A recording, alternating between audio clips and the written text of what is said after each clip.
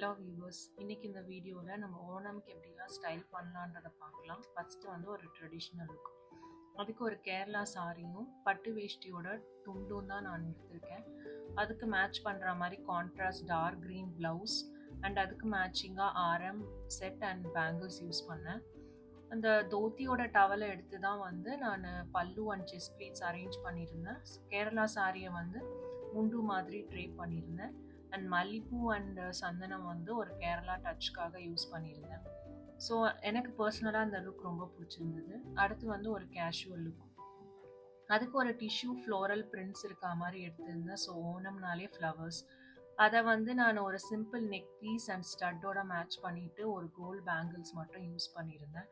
இது கேஷுவல் லுக்குன்றதுனால நான் chest pleats வந்து எதுவும் பெருசாக அரேஞ்ச் பண்ணல. So I focused on centre pleats, ஒரு ஃப்ளஃபி சென்டர் ப்ளீட்ஸ் வந்து அரேஞ்ச் பண்ணி யூஸ் பண்ணியிருந்தேன். இந்த கேஷுவல் ட்ரேப்பை நீங்கள் வீட்டில் ஃபெஸ்டிவல் டைமில் யூஸ் பண்ணிக்கிறது வந்து ஒரு ஆஃபீஸ் லுக்.